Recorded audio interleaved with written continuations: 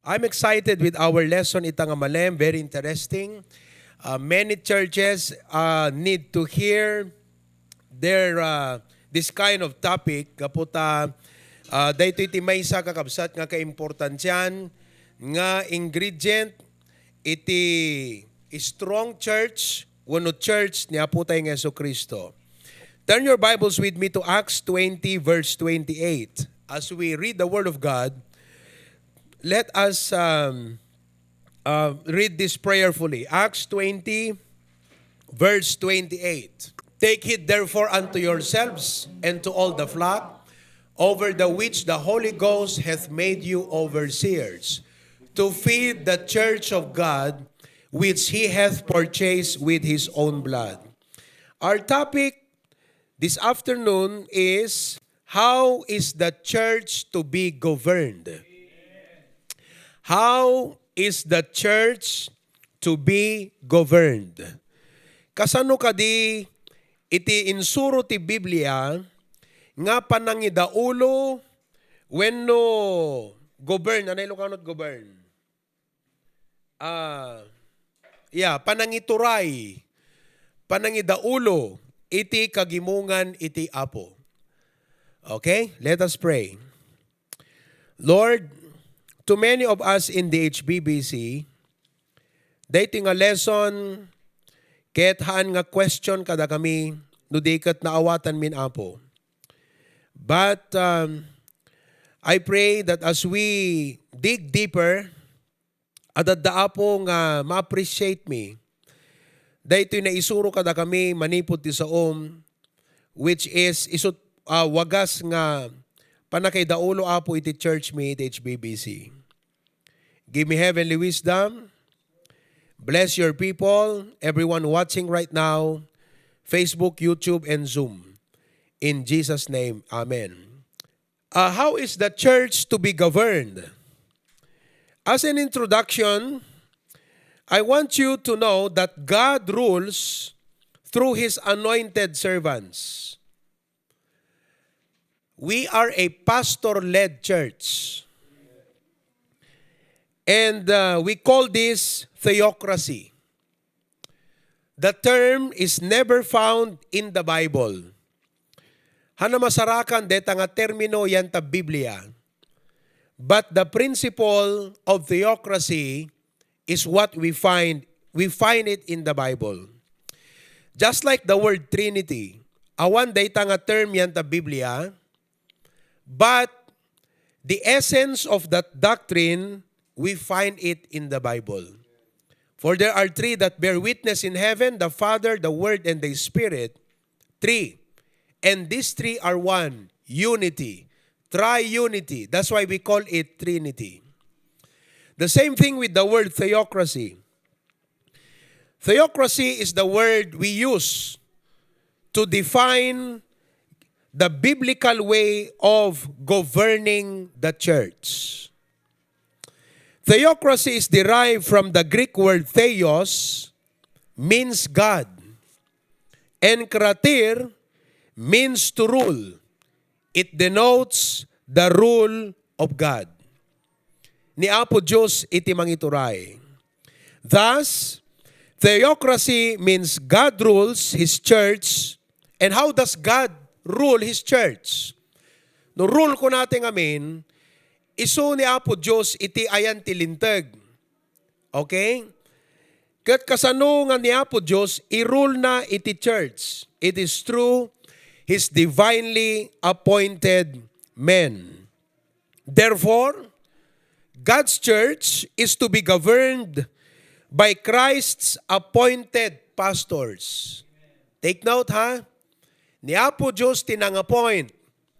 Kuna na Ephesians 4:11, and He gave some. So ti Apo tinangted. God's appointed. Pinili na, in point na, nga mangidaulo iti church. Ayan, He gave some apostles, and some prophets, and some evangelists, and some pastors and teachers. Who gave pastors? The Lord. Ni Apo Jesus tinangited. And why is it that the Lord gave pastors? Api nga nang ti Apo iti pastor. Haan nga tapno iturayan ti church. No dikat isut agbalin nga instrument ni Apo Diyos nga mangidaulo, mangidalan ken mangituray iti church. Isu nga kunana, God rules through the pastor. Isu nga ti pastor, he carry out na kakabsat, DJ kaya ti Apo nga panangi-rule. The word is rule. The word rule is a biblical term and we should not be afraid to use the word rule. Isu nga no kuna, dagat sinot mangiturturay ta church yo, ni Apo Diyos babaan kini pastor.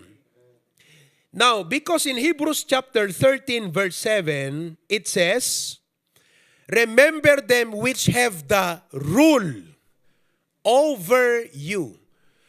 That the word nga rule is a biblical term. Ito'y bigat, in define tayo ti Biblia, it was symbolical with the word, with the object rule, ruler. Kasano nga maibagam nga linya 5 inch. You use a foot ruler. The foot ruler declares and reveals and tells whether the line is 5 inches or not. Isut makaibaga. So in the church, the pastor is the rule, meaning through the Bible. Okay? Through the Bible, because this is our rule for faith and practice. This is our constitution. The pastor executes the rule which is the Word of God, nga isut agbalin nga authority na nga mangituray ken mangidaulo iti church. So ako na whose faith follow considering the end of their conversation. Verse number 17. Obey them that have the rule. So hindi pwedeng magkamali ang Biblia sapagkat sa dalawang beses, in fact, just once, okay na. Pero kung inulit pang dalawa, ibig sabihin, the Bible is really stressing out a point, emphasizing that the pastor's duty is to rule over the church. And submit yourselves. That is the responsibility of the members of the church. What is the responsibility of the members? Badi akakabsat no baliktad. Nga members ti mang rule, ti pastor ti ag-submit. That's not a biblical. But that is what we find in many churches. Sadly, unfortunately, kasta ti makikita tayo ti adu nga churches. That the church, through a board of deacons, kat kinita kita ito yung kakabsat, deacon or board, ti mangilid, kat ti pastor ti ag-submit. There are churches that are being deacon and board led. Isu digitay Protestant churches. Recently, we were talking to a Protestant member. Kat they can attest nga, digito yung una kakabsat, nga Protestant churches, ti government da kakabsat, haan nga masursuro ta Hebrews 13:7, kan verse 17. Kasi digito yung board of deacon, or board, church board, isudan iti ag-decide through their majority vote, they establish a decision which cannot be broken, but simply to be followed by the church, including the pastor. Kat saan na biblical, dayjay kakabsat, nga government, because, ti kuna ti Biblia, obey them that have the rule over you, and those who were given the appointment to rule the church are the pastors. Dagiti adipon na, his anointed servants. The scripture commands, so very clear, ustunohan, di ba? Makita yo. The scripture commands submission and respect to divine authority.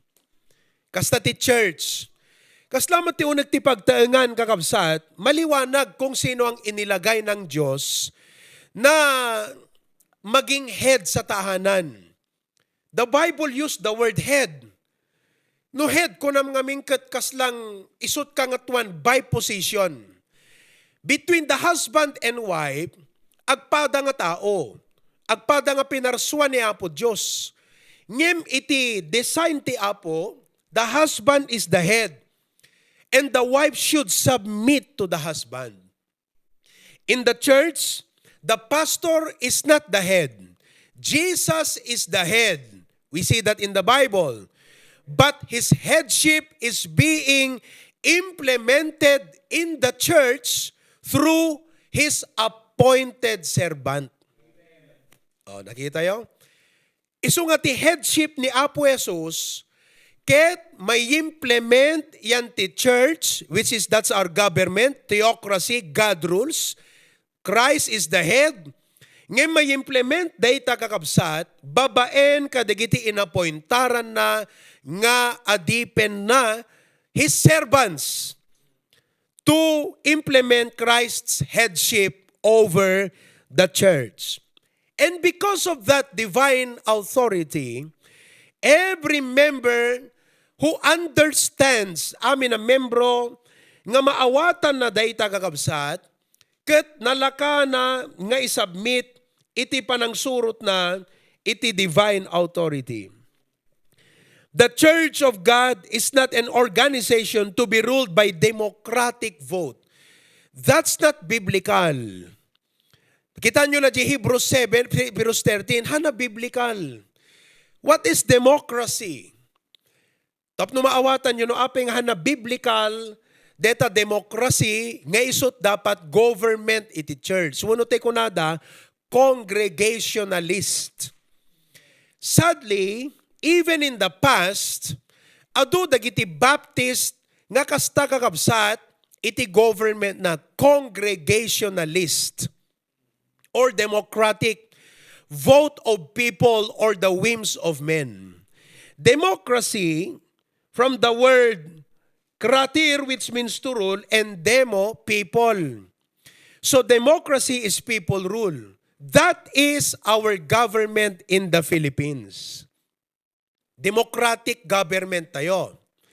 I quote from one of Tatay Abante's statement, and he said, in a democratic and republican state like our country, sovereignty or the final say resides in the people. They are the ones who choose the ruler. The laws are legislated by competent men chosen by the people. Oh, ulitak an. Kasta ti democratic and hana kasta ti church. In a democratic and republican state like our country, sovereignty resides in the people. Sino kanut sovereign? People. They are the ones who choose the ruler. Gusto umayti pa nag-e-election datayot bang pili? No sinut sumaruno nga presidente, sinut vice-presidente, in a local election, governor, mayor. So that is how our country is being governed. The people, the lead, they are the ones who choose the ruler. The laws, dagiti-linteg. Listen dagiti-linteg tayo, are legislated. Maaramid dagiti-linteg by competent men. I'm not sure no aming data Senate kan Congress kat competent. They should be.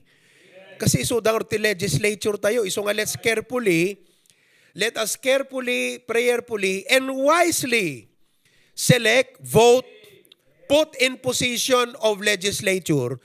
Di kijay ammo tayo nga ammo na nga talaga timang legislate tilintag. Di ba? Ikabil mo or Senate, di jay dinamot ammo ti Philippine Constitution nga pada kakabsat.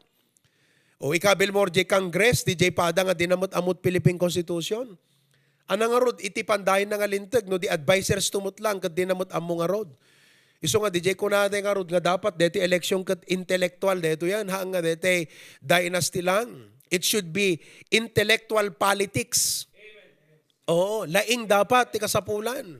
Ammo na. Kalagi ni President Duterte, na perfect nga president, ang competent, kasi ammo na't law As a president ka, you interact with the Congress, you interact with people, you interact with international laws. So somehow, no president, ti kamayatan nagat ada background na ti politics, no political science, no legal matters, at Kasla no pastor, dapat amom ta Biblia. Kasano tayo nga pastor, ilid ti church, di tayo amot-amot ta Biblia. So nga, da kami nga pastor, 4 years kam nga mapanagbasa ta Bible College. So di bagbagan ni Pastor John no ka, usually at dadigiti may encounter mi kat mabalin nga kadigiti daduma, they take it not good. Ngem, at the point ni Pastor John, kalatin na minsan, ada nag-Bible study umi kakabsat kat DJ, may isang nangatot posisyon na kat kasla, agin lalaing nga dete, kunam no ammo na nga talagat Biblia. So dinamag ni Pastor John kunana, did you go to Bible College? Ala, haan nga dete, panang maliit kakabsat, ngam, I believe that every pastor, ang ko'y bagbagang ano hanggang nag-Bible College, hamo mabalin ti agpastor, mabalin lata. Ngem to be more competent, DJT point na eh. You can be a pastor even if you don't go to Bible College. You can be elected in Senate. You can be elected in Congress, even if you are not, if you did not take up law. But you will be more competent to legislate, to craft the law, to amend the law, to formulate laws, if you know, if you have taken up law. Am I right? Gusto no saan? It makes sense. So ako na ni Pastor John ka, DJ, did you study in Bible College? No, I'm just a simple layman that read the Word of God. Akat saan ka agin lalaing, tas siya kat 4 years ak nga nagadal ti Biblia. Haan na pagpanakil ni Pastor J. Adal na. Ngam ti kayat na nga sawan, would you be more competent than me in explaining the Bible? Kat nagadalak iti Biblia, kat kunam layman ka. So ti kayat na nga sawan deta kakabsat, to become a pastor, hamot nga sinsinan. Kasi ti pastorate kakabsat, competence ti kailangan. Importante ti willingness, importante ti faithful heart, pero ti panangidaulo ti church, kasapulan ti wisdom. And when you talk about wisdom, that's what you call competence. Iso nga gyaman nak iti apo, I graduated in Bible College. That is one great point. But I'm thankful to be under the mentorship of one of the best pastors in the world. Our beloved patriarch. Oh, and I'm learning a lot to be a more competent pastor nga mangidalan ken mangitultuloy iti trabaho ngayon talek ti apo ken kuan nga rinugyan. So makita yung kakabsat competence. Now, so the laws are legislated by competent men, but although di kito ikot competent men, they were chosen by the people. Oh, di ba? Iso nga sinuntot mga bakngarod nga mayor, they ka adwan butos. Now, do we apply the same way in the church? Dagiti ka di desisyon nga maaramid kat agdepende jay kaadwan botos. Awan makita tayo yan ta Biblia nga kasta nga government kakabsat. Show me. Ngemawan. Now, I encountered once kat kunada, how about pastor, di jay pa nagpili da iti deacons ijay New Testament. In the book of Acts, listen, the people did not elect the deacons to appoint them. No. Saan nga digijay members ti church kat nagpili nga isudat nang i-appoint ka digiti leader. The sovereign decision did not rest on the church or the congregation. Ang nangyari lang, kuna digiti apostles, choose ye out among you. Tell us on that, choose ye out among you. Mangi-suggest kayo, tada kayo ti on the ground. We are up here. And you know better than us, these people.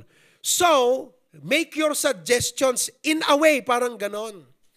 Tapnon, di kito yung nga ibagayo, alakat, handaman nga kuna in the Biblian, upon recommendation, we will appoint them. Therefore, DJ final kakabsat, nga pa nakaya-appoint, wano desisyon nga mang-appoint kadigiti nga deacon, saan nga jay church? These people did not become deacon because the church chose them. No. They became deacon because they were appointed by the apostles. Very clear. Nagbalinda ka din nga diakono kasi dahil in recommended church? No. But what do you find in many churches today? At the deacon na. Why? Because the church decided it. The church voted for it. Awan da Biblia deta. Kastakad ti makita mo yan ta Biblia, nagbaling ka din nga deacon ni Stephen kasi dinesisyonan ti church? No. Nagbalingadi ko ni Suna kasi in-appoint de kiti apostle. But there was a need for the people to recommend, to suggest, okay, to give their recommendation. Isu nga kastamot iti church kakabsat. Very clear nga dapat maawatan tayo dayjay. Now, furthermore, kunani de ditatay abante, in a biblical theocracy, okay, biblical theocracy, sovereignty resides in God alone. No sovereign ko nam ngamin, highest, supreme, kangatuan. Sovereignty resides in God alone. Right? Right or wrong? Right. The laws are authored by God. Right? Sinot ng author, dagiti lintag tayo kakabsat, nga sursurutan tayo ti church. Sino? Ni Apo Diyos. God the Spirit. The laws are authored by God and are fixed. Stonohan. Digitin bagati apon, fixed, nagbutang day warning ta Biblia, nga no adamang nayon, when no mangkurang, itinailanaden iti sa uti apo, ket madusan to. Okay?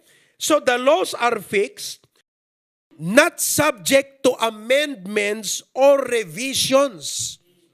Sadly, adut lumtaw itagakabsat nga revised Bible. Isu nga importante pa nga clear kada kayo nga members kada tayo nga dito church ti official ken final ken talaga nga isolaeng ti legit nga usaran tayo nga version iti Biblia ket King James Version. Deti lang ti preserved word of God kakabsat deti King James Version. The rest are revisions. Adda kurang adda suruknan. Sadly, kadagiti daduma nga revised nga Bibles at the verses nga awan Jesus na. Isu nga ultimo, pati dete Ilocano kakabsat nga ibumbunong no kwa, katchechekan tayo, no Ilocano mat lang nga naggapo di King James, iti source na de nga translation. Kasi adda digiti Ilocano nga Bible, nga iti Matthew 28:19, in kayo, iti so aming ket, pagbalin nyo nga adalan, bunyagan nyo, kung nanamot teng kakabsat. Hanna biblical data bunyag. Tradisyon data. Awan yan ti Biblia. Iso nga bautisaran nyo kung nanagat bunyag. So, we use the King James because deti kakabsat iti God's Word. But in a biblical theocracy, they are not subject to amendment. The people, the leaders, are chosen and called by God through the gospel, and their offices are not subject to terms.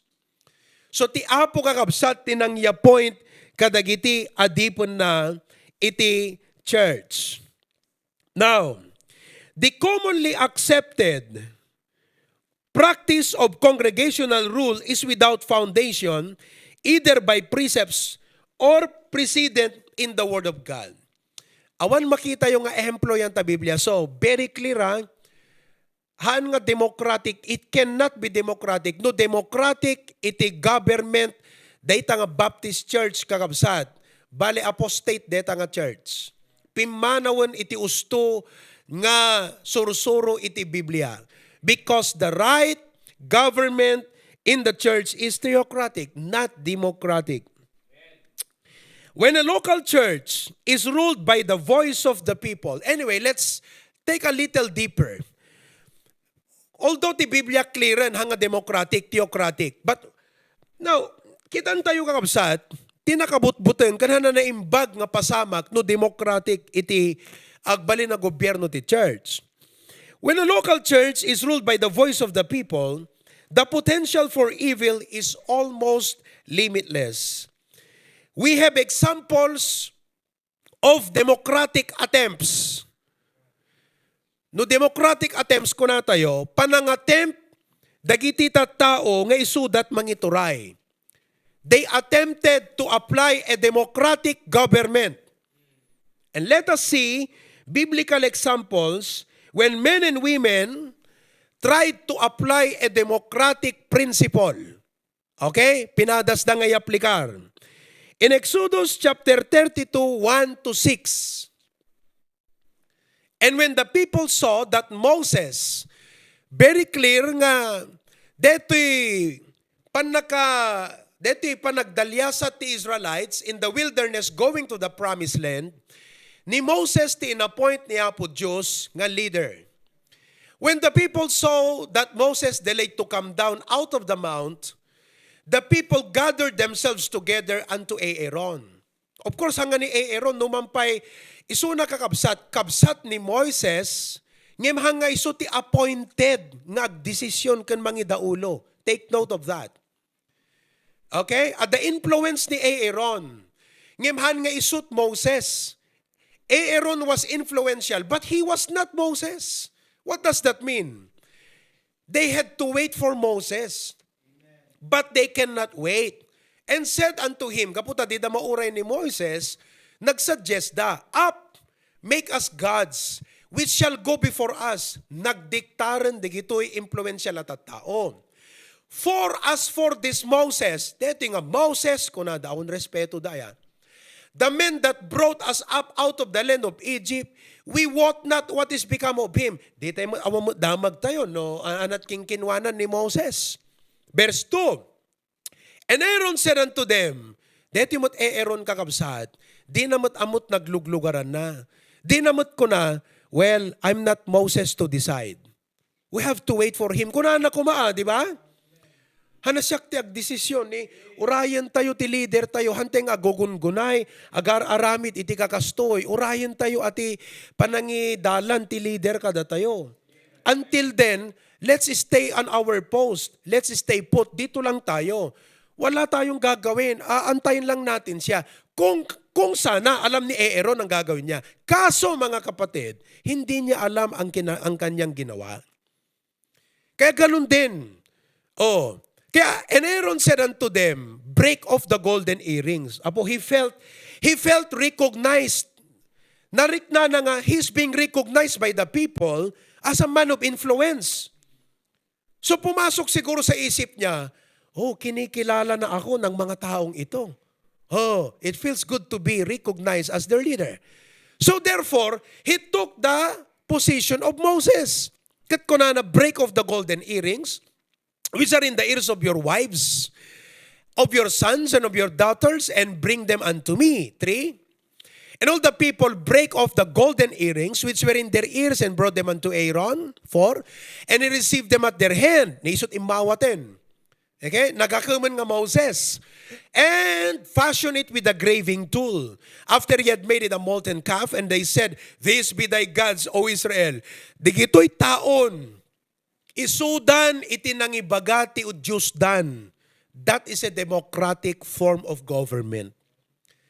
The people attempted to apply a democratic principle. So what happened? Did ko nata itay? The potential for evil will almost be limitless. As a result, the children of Israel are seen dancing naked around a golden calf. The children of Israel seen dancing naked. So, hindi bumaba ni Moses, makita nan, the nation is out of order. Wala nang kaayusan. Any church that applies democratic form of government will never be following a biblical order. They're not following a biblical order. They are out of order. And God said, do all things decently. And in what? The proper way to apply that principle in the church is theocratic form of government, not democracy. Nakita yo? Kada kayong younger Christians iti faith, praise God, awan sa baling exposure yun. So, automatically, maawatan nyo dito and you would accept this biblical precept. Pero yung iba, mga kapatid, na may exposure na sa mga maraming churches, nakita how things are being done. Of course, ma-appreciate mo nga, oo nga naman tama naman. Awan mo tagpaisot makita mo, uray, basit lang ehemplo ko mata, Biblia nga, democracy principle, nga taot nang ituray, taot nagdesisyon, taot final say. Wala May nakita ba kayo sa Bible?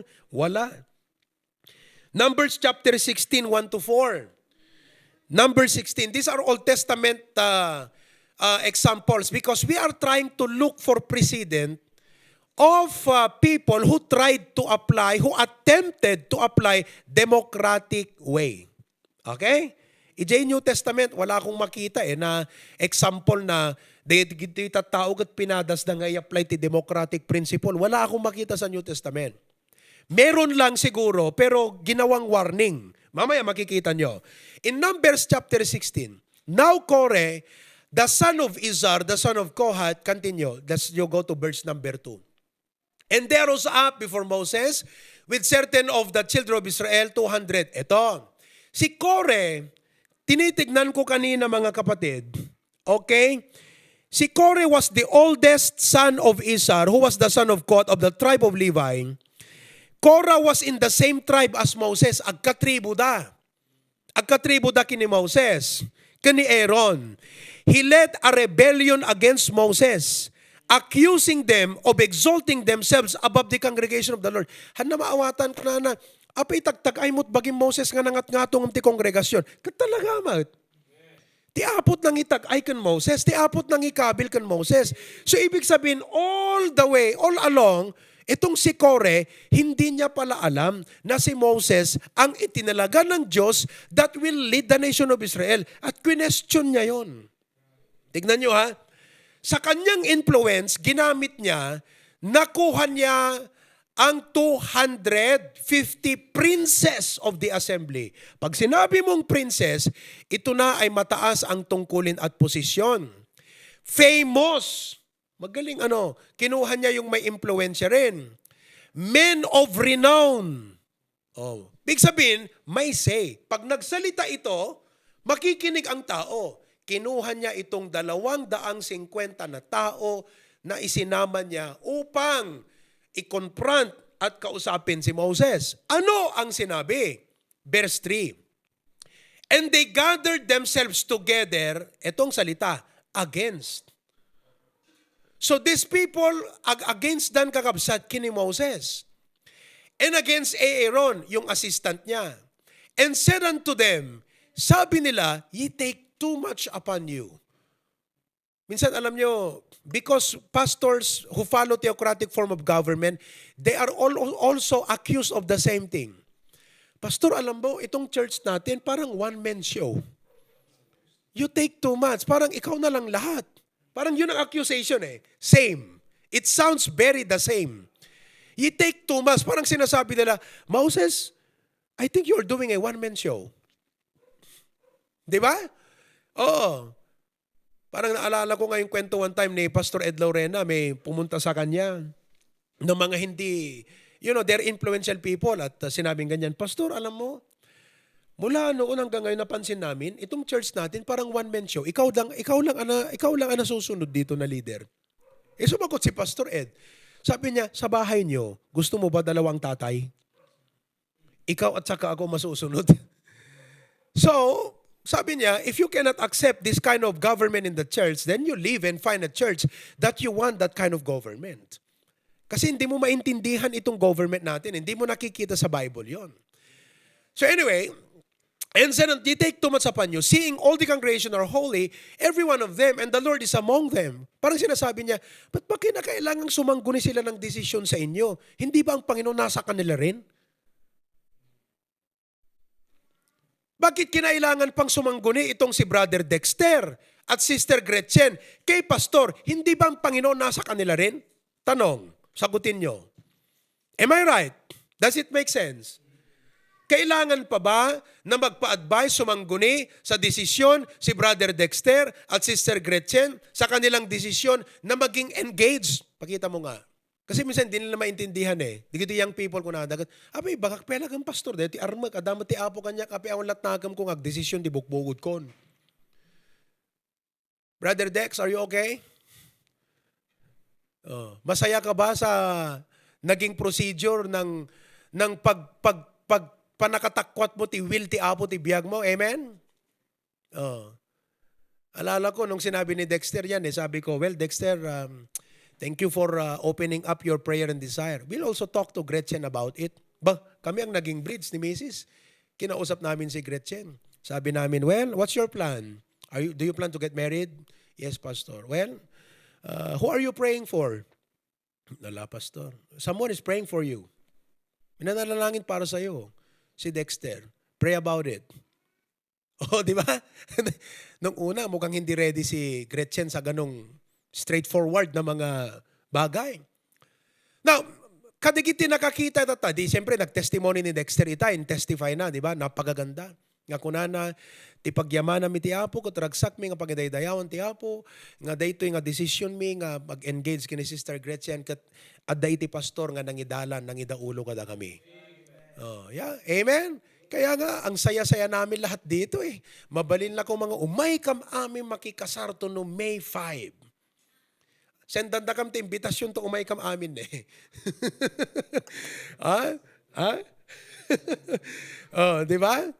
Grabe. Mga kapatid, pakita man taso, masaya ba kayo para kay Brother Dexter at Gretchen? Amen. Kita mo niya, no? All out support. Oh, let us send our gift to them. Di ba? Ngayon, kung may mga taga-iba na ibang orientation, na hindi ganon ang pagka-orient sa mga members, sabi nila, grabe naman ang pastor dito. Bakit yung mga ganyang desisyon kinakailangang ipinapaalam sa pastor? Siyempre, mag-iisip siya ng ganon. Ganon ang naisip ni Kore. Ngayon, pag ganon ang naisip mo, potential kang Kore para kang magiging Kore din. Kasi you would be asking yourself, why should I consult with my pastor? Awang kadnakam ko, damot ti Apo kanyak, amok ti agkararak, ada Biblia na isurok, amok ti anamidak pilpilyak nga, maasawa, kailangan pala ibagbagak kan pastor. Parang ganon. Oh, let's go back to the verse. Tingnan nyo ha. Okay. Ye take too much upon you, seeing all the congregation are holy naman sila eh. Every one of them eh. The Lord is among them. Wherefore then lift ye up yourselves above the... Ba't kailang itaas nyo pa? Sa iyo, isasangguni pa yung kanilang mga decision. In fact, that really happened. All the people came to Moses every day for decision making eh. Kaya nga sinabihan ni father-in-law niya, sabi niya, mabigat masyado tayo sa ito, Moses. Kumuha ka ng assistant mo. Ikaw pa rin ang mga final, mga mabibigat na desisyon. Pero yung mga minor, mag-train ka na lang ng mga tao mo na silang tutulong sa mga kongregasyon na magbigay ng payo sa kanilang mga desisyon. Ganyan din sa church natin eh, may mga men tayo. Kaya nga nagfo-focus tayo ngayon sa pag-train ng mga men. Kasi po palaki ng palaki, palawak ng palawak ang ministry at kailangan nating ng mga faithful men na kaakibat ng pastor sa mga bagay-bagay. Oh, pero sabing kanya, no, wherefore then live, itinataas nyo. Mga members, I don't know kung naiisip nyo yung naiisip ni Kore. Kung ganun din ang naiisip ninyo. Pambihira, mag-aasawa ka na nga, sasabihin mo pa kay pastor, isasanggunin mo pa, magpapa-advise ka pa sa kanya. May utak ka naman, alam mo ang Biblia. See that? Now, let's move. Verse number 4. And when Moses heard it, he fell upon his face. Nalungkot siya. Now, we will not read the whole chapter kasi ang kwento, buong chapter, yung kwento. So, ang nangyari, ito na. Sabi ni Moses, bumalik kayo bukas at makikita niyong patutunayan ng Diyos kung sino ang kanyang itinalaga na manguna sa buong kongregasyon. The Lord will vindicate tomorrow. Hindi na natin babasahin, pero yun ang takbo ng kwento. Ibibindicate, patutunayan ng Diyos bukas kung sino kanyang itinalaga. Pagdating ng following day, di pinatunayan ng Diyos kung sino yung kanyang itinalaga. Siyempre si Moses. Ayaw nitong mga tauhan ni Kore. Nagpapatawag ngayon itong si Moses. Sabi nila, ayaw namin. Nagalit itong si Moses, nagalit din ng Diyos. To cut the story short, dumating ang time na sinabi ni Moses, who is on the Lord's side? Those who will be on the side of the Lord, come with me. And those who believe the mentality of Kore, go with him. Nagrinyat ti dagagagabsat, nalununda amin. You see? These are examples of congregations or groups or people who attempted to apply a democratic principle. Biblia na yan, ha? Kaya dito sa church, hindi natin i-attempt kailanman na i-apply ang democratic principle. Kasi nakita natin, hindi biblical at may mga bad example sa Bible yan. Jude 1:11, pakilagay mo. May warning sa New Testament. Jude 1:11. Woe unto them, for they have gone in the way of Cain, and run greedily after the error of Balaam for reward, and perish in the gainsaying of Kore. So kung may mga members pala na sasama sa mga kagaya ng mentality ni Kore, sabi ng Bible, woe unto them. So democracy, as far as the church is concerned, is never affirmed by the Bible, never supported by the Bible. Nakita yung kakabsat? Amen? I hope that is very clear. At dapat may isang example tayo kakabsat, ngam ituloy tayo itong maminsanan. Tapnon ti kastagat uray dua talo nga Domingo nga pagsasaritaan tayo, that how is the church to be governed? All of God's people say? Before I close in prayer, dinggan tayo, kada ito season nga pastor tayo, nga iso tinang-introduce daytoy nga biblical teaching. Kasi dito church ta ide, hantay pa amot kasta ni Pastor John ide, bang rugrugi ditoy. Hana kasta ti plastar ti church tayo. Ngem ide mapan agaten iso na di Manila, ket maamuan na digito nga prinsipyon ket maisuro ket kunana husto mo tagpay so nagawit inya-apply na dito church tayo digiti nga biblical principle. Nagkaroon digiti challenges, struggle, siyempre kala dito nga rod Kore. Ngem siyempre amuna ti right no adaka ti puder ti kinapudno paabak ka nga rod saan. So nga impapilit na dito nga kinapudno ket praise the Lord. Nakita tayo tinagbalin nga bunga iti kastoy nga panakidaulo, nasaysayaat, nasalunat, nabilbilag, natibtibker, ken nagmayat kakabsat, ma-appreciate mo. No napadasan yon, this is not for the sake of comparison, but for you to appreciate this point. Mapadasan yun mapangkadigiti churches nga nakastoy ti government na ti democratic kakabsat, kakaasi di pastor. Tatta, hala nga di pastor ti kaasyam pati church kasi handang pumigsa, handang lumago. Bakit? Kasi democratic Hindi nasunod yung Biblia. Kawawa ang pastor, kawawa ang pamilya. Awan respeto ti membro ti pastor, awan respeto dagiti membro ti asawa ti pastor, agin lalaing, naturod dangag sao-sao, ag chismis-chismis. Bakit? Kasi yun ang environment Hindi nila kinikilala ang authority ng pastor. Nakita yo? Isurok dito isang ore kadagay ngayang people. Dapat masurusuro yu deta. You learn to respect the pastor and alongside with his family. Pastor June, please. Thank you, Pastor Pruby. No siyak ti mangi-preach deti kakabsat kat naunget ti panangi-preach ko kasi isut kinapudno may salat aramidin tayo. If you don't want SBBC Church, you get out and find another church. Ngam dapat agadal ka nga umuna. Handa ka pa panawan ngam agadal ka nga umuna. Kastat na pasamak di Hawaii. Agin lalaing mix congregation, agin lalaing dagiti tao makikonsultada na te pastor. Dagiti met agin lalaing nga pastor nga awan adal na. Hangkay kumun konsultat awan adal na nga pastor. Ken dagiti awan training na. Sorry to say, awan makita mga church nga malago dito yung North. Modesty aside, if not SBBC, amum no apay, pasig at democratic amin kakabsat, agsisina, agpapatay, tattaot, masursurot. Isote bagbagak, hanagaputi edukado ka, yaplikar mo tunig ti church, you are nothing. Nasken nga maawatam nga ti pastor kat leader. Ure, edukasyon ka, abogado ka, engineer ka, accountant ka. Paidalan ka ti uneg ti church. Hanggang agin lalaing. You are just a member and there is an appointed ruler in the church. Nawatan nyo kaabsat? Numay kay ti church, sumay kay agdengeg, hanagin lalaing. Awan mapasamak nga dapat akasta kakabsat iti church tayo. Hanyo dengdenggan da kita tattao nga ginlalaing kada kita sa baling at churches. Hanna husto deta sursurutin da. Makita awan lago gumatang ka lat walis pagbubutusan pay. Hello?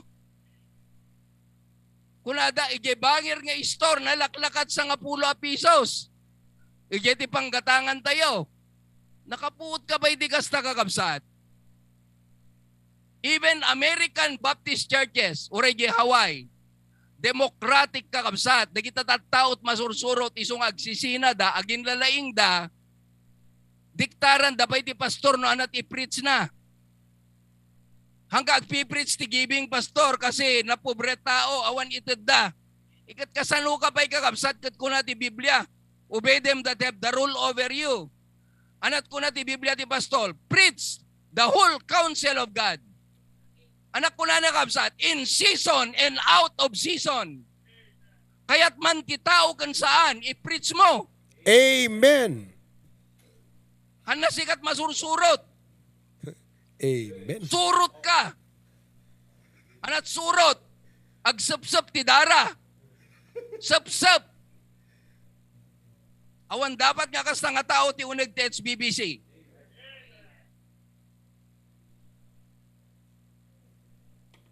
Da kayo agbuy-buyan, da kayo ti kasta nga church, you find another church. That is the theocratic form of government. Amen. Tulungan nyo ti pastoryo. Kat ibagayo kanya na sikat leader pastor, dapat sikat masurot. Hana sikat sumursurot ti pagayatan ti tao. Aging nga kasta church yung kakabsat, you will not be fulfilling what is biblical. Awantot ilalago de kita church, urek manong atawan. Matmatay tulat ta, pati miyembro matmatay.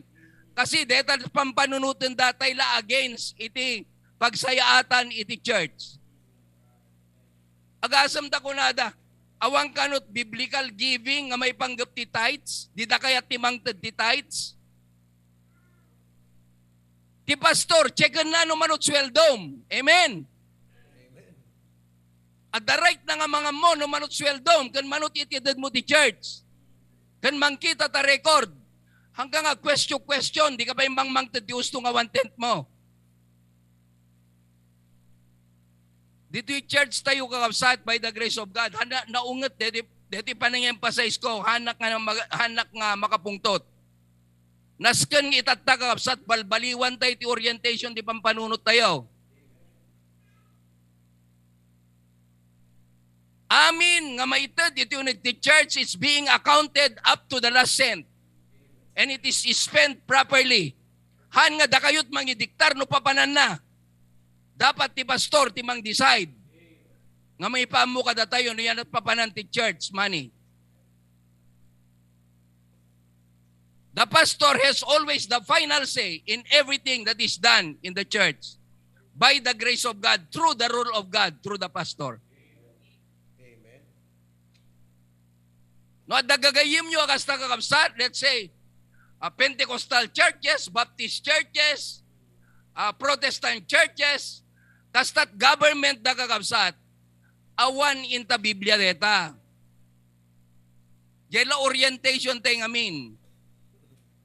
Tahantay na orient iti usto nga pamati. Isung adot chismosa iti unag ti church. Gaputa kayat da nga perjan kan padaksen di pastor.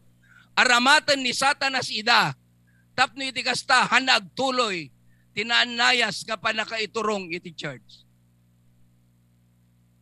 This will be one of the legacy that I would like to leave to HBBC. Thank you, Pastor June. Amen. Tapno iti kasta kakabsat kat agtultuloy tayo. Amen. Okay? If you cannot follow, get out of the way. What we are implementing here is what the Bible says. Hana di kita chismosa nga adat sa baling at churches ti dengdenggam. Isang gunem ti pastor mo. No nat aramidam, tapno na saya at ti pagbanagan tayo. Amuyo, kasla ti panipagarup yugat agung ungat akan very rude, no? Amen. Mauding agun gundaway ko dahito yun kakabsat. Amen. Amen. So maibagak, right. Dagito yung kada kayo, tapno maibati nga pakalaglagipan nyo. Yes. Tinaungat na pastor. Amen. Nga mangisuro kada kayo, ti ginapod no. Praise the Lord. Amen. Take it or leave it.